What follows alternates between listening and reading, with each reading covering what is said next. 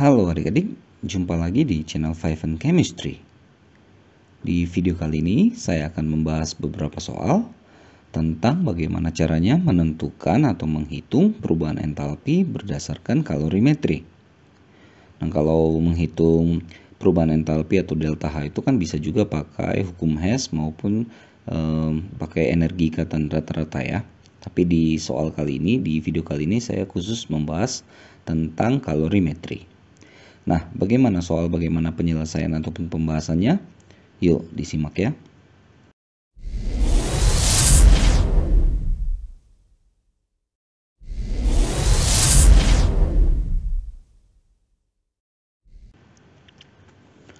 Oke, langsung saja saya mulai. Soal nomor 1.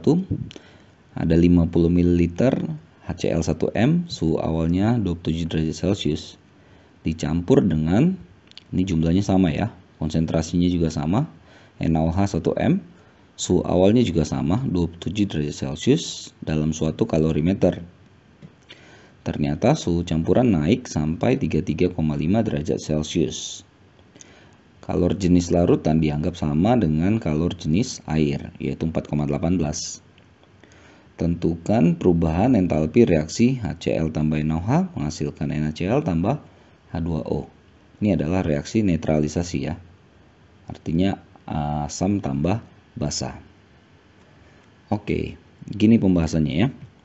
Oh ya, ini secara singkat ya. Ini kan sebuah kalorimeter sederhana lah ya. Nah, jadi di sini ada termometer, ada wadahnya, ada pengaduknya.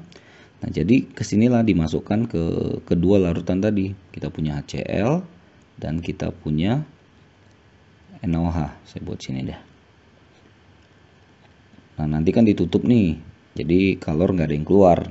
Tapi panasnya, perubahan suhu yang terjadi bisa diamati dari termometer ini, gitu ya.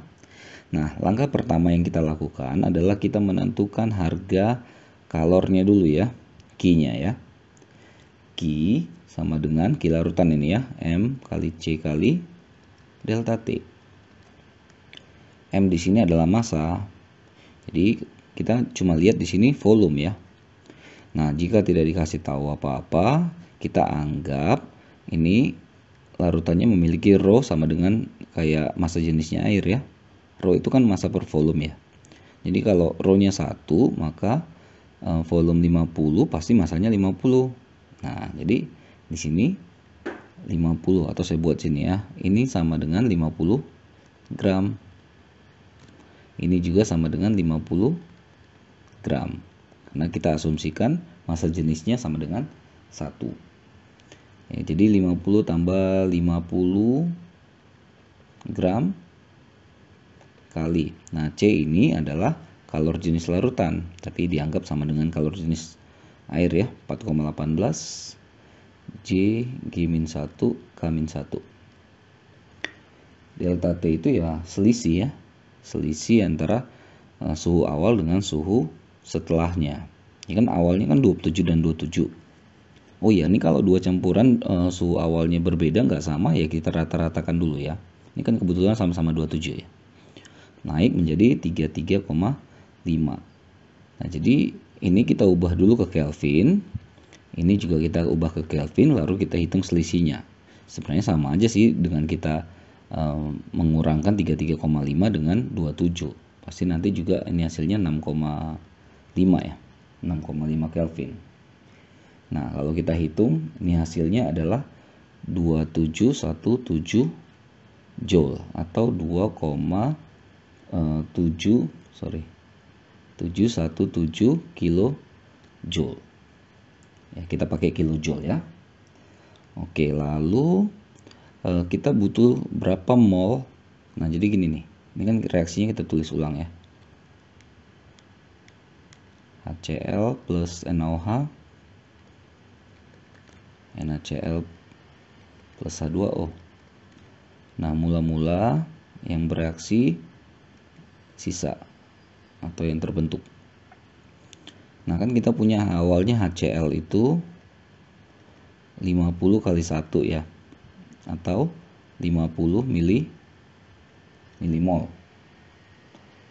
Ini NaOH juga sama, 50 kali 1, 50 milimol. Masukkan ke sini, 50 nih awalnya belum ada. Nah, kalau begini kan sama-sama habis ya. Nah, terbentuk di sini. Ini reaksinya udah balance ya, koefisiennya sama semua. Habis. Nah, dalam suatu reaksi netralisasi, mol yang digunakan adalah mol air yang terbentuk. Nah, jadi ini 50. Ingat tadi satuannya masih mol atau sama dengan 0,05 mol. Oke. Nah, untuk menentukan delta H itu adalah min Ki per mol. Kenapa pakai min? Ya karena reaksinya itu kan melepas kalor. Suhu keduanya itu naik, berarti kan sistem melepaskan kalor ya. Jadi reaksinya eksotermik. Nah, jadi kita kasih tanda negatif. Min Ki per mol. Ki-nya tadi min 2,717 tapi sudah kilojoule ya. Dibagi 0,05 mol. Nah, kita dapatkanlah ini sebesar min 54,34 kilojoule per mol. Jadi inilah nilainya ya, perubahan entalpi dari soal nomor 1. Kurang lebih begitulah cara mengerjakan soal kalorimetri ini. Kita lanjut ya, soalnya masih cukup banyak. Ke dalam kalorimeter sederhana direaksikan 25 ml H2SO4 0,5 m, KOH 25 ml 1 m. Suhu awalnya ini 23,5 derajat Celcius. Suhu akhirnya 30,17 derajat Celcius. Hitunglah perubahan entalpi delta H yang terjadi. Anggap massa jenis larutan 1 gram per mili. Soal nomor 1 tadi nggak dikasih tahu ya. Kalor jenis larutannya dianggap 4,2. Tadi 4,18. Jadi ikuti soal aja lah ya. Oke. Nah, ini mirip lah dengan yang tadi ya. H2SO4-nya kita hitung dulu deh. Dia ada 25 mili dikali 0,5 m. Ya, jadi ini dapat 12,5 milimol. Sedangkan KOH-nya 25 mili tapi 1 m. Berarti ini kan 25 mili mol. Kita buat reaksinya. H2SO4 tambah KOH K2SO4 H2O. Setarakan ya. Oke.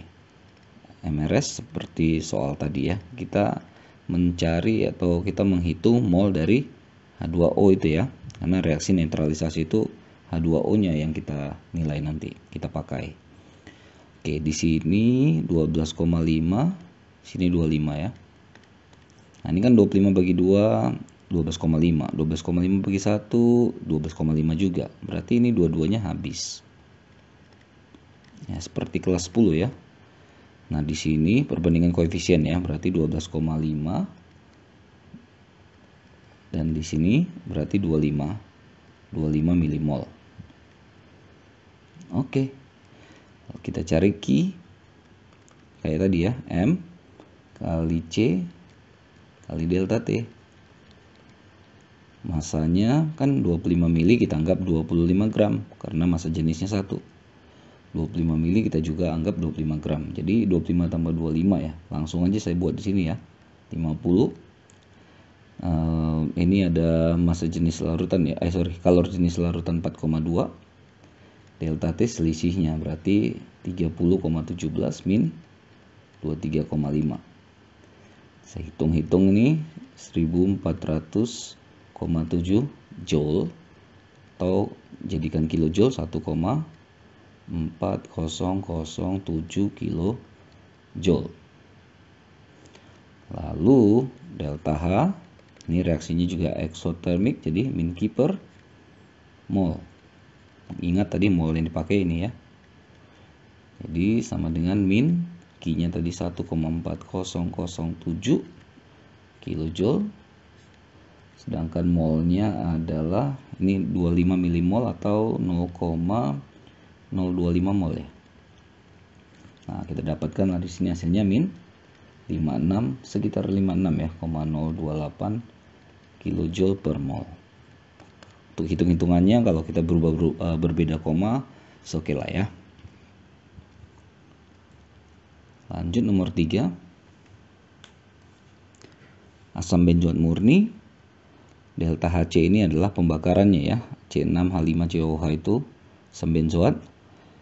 Delta Hc-nya min 3277 kJ per mol. Ada 0,22 puluh gram. Masukkan ke dalam kalorimeter, boom, dalamnya ada 1200 gram air. Kapasitas kalorimeternya dikasih tahu nih. Soal tadi itu tidak ada dikasih tahu. Oke, kalor jenisnya 4,18. Tapi yang ditanya adalah kenaikan suhu atau delta H-nya ini. Oke. Kita cari apa dulu? Cari mol deh ya, mol dari si C6H5 COOH. Berarti mol kan masanya dibagi MR-nya. Yaitu MR-nya itu 122. Kalau dihitung dapat 1,803 kali 10 pangkat minus 3 mol. Oke, lalu ingat tadi ya, delta H min Q per mol. Delta H-nya sudah dikasih tahu tuh di atas, min 3277 kJ per mol ya. Sama dengan min Q per molnya yang tadi kita dapat, 1,803 kali 10 pangkat minus 3. Kan coret ya min-minnya, jadi kali silang, dapatlah Q-nya di sini ya. 5909, ini 5,909 kJ. Kalau kita ubah ke joule, 5909 joule. Ini dapat Q-nya. Nah, kita harus hati-hati di sini ya. Di soal-soal tadi kita tidak diberitahu data kapasitas kalorimeternya. Jika dikasih tahu, berarti yang kita dapatkan tadi ini adalah Q totalnya. Jadi Q total itu sama dengan Q dari larutan ya, atau sistem, ditambah Q sistem ditambah Q kalorimeternya.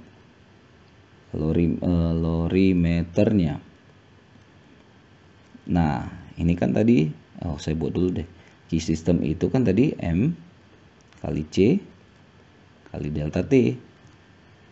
Sedangkan Q kalorimeter itu C ya, C besar ya, kali delta T.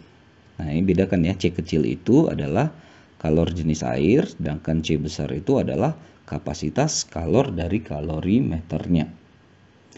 Oke, nah tadi Q totalnya kita sudah dapat 5909. Oke, kita masukkan sistemnya, berarti ada air 1200 gram.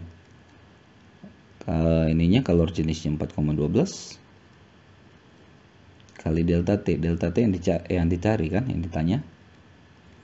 Kapasitas kalornya 1365 kali delta T.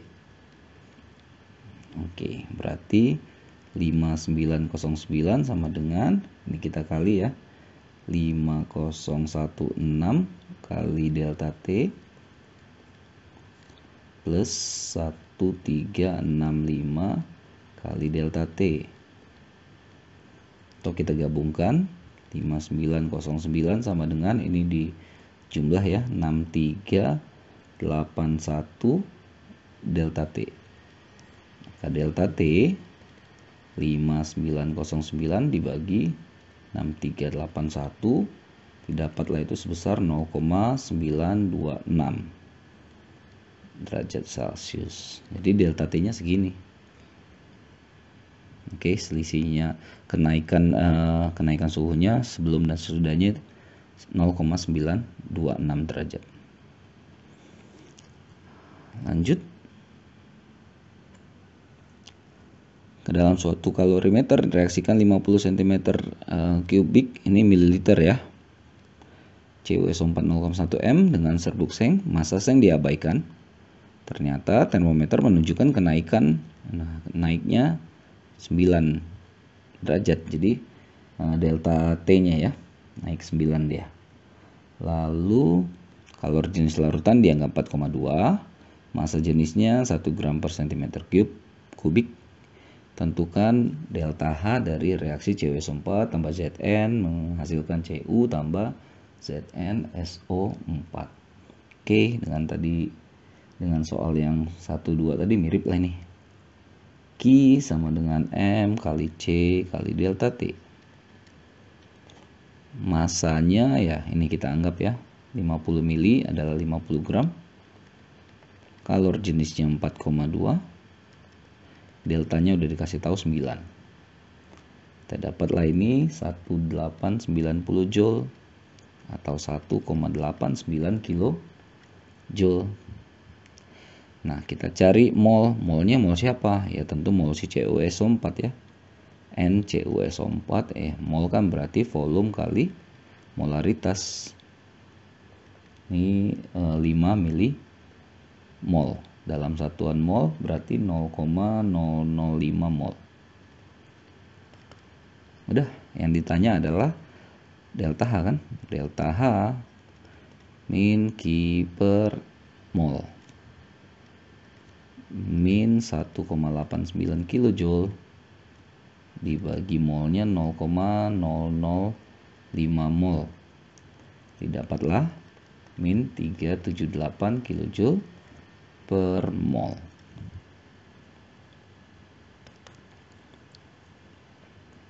Gitu ya, nomor 4 ya. Lanjut nomor 5.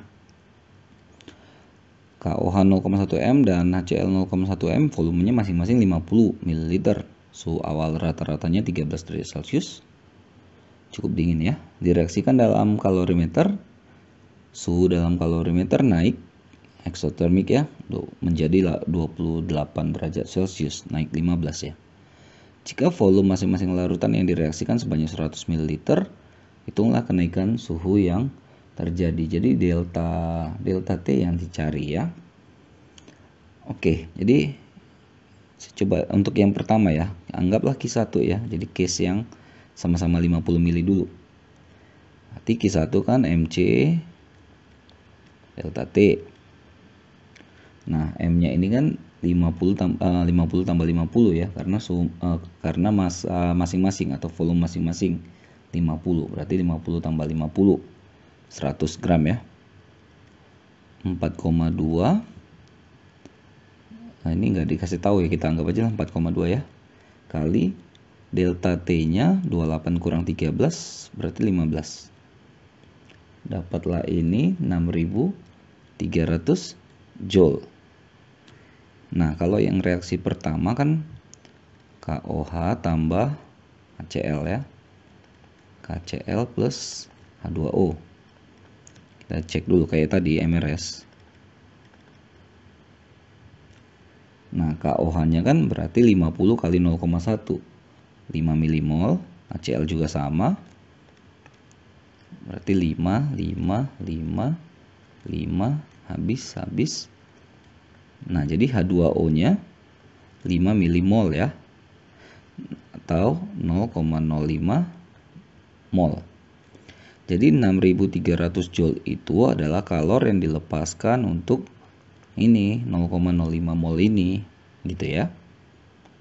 Nah, diminta di soal bagaimana kalau ini diubah. Jadi saya buat yang baru deh. KOH tambah HCl, KCl plus H2O. Nah, sekarang yang diminta adalah KOH dan HCl-nya itu volumenya menjadi 100. Kalau 100 kali 0,1 kan 10 ya. Ini 10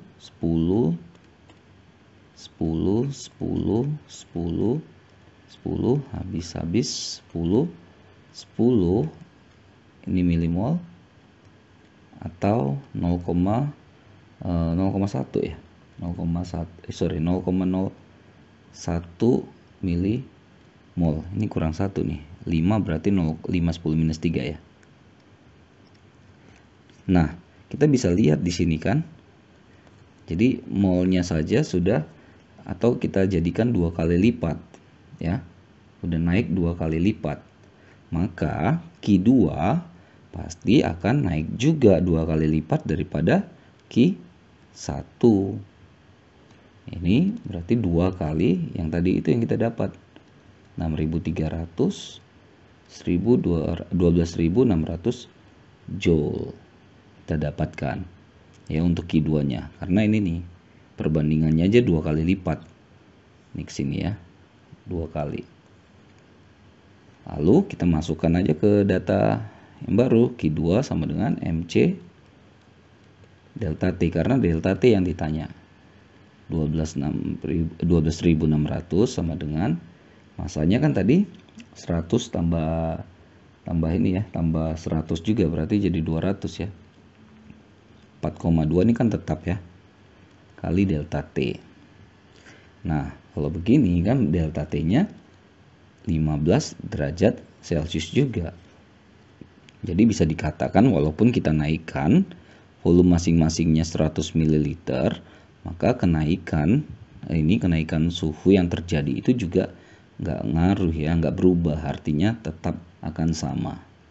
Nah, soal seperti ini adalah soal-soal yang sangat familiar ya, keluar tapi di Cambridge gitu ya, di internasional ya, A-level seperti itu.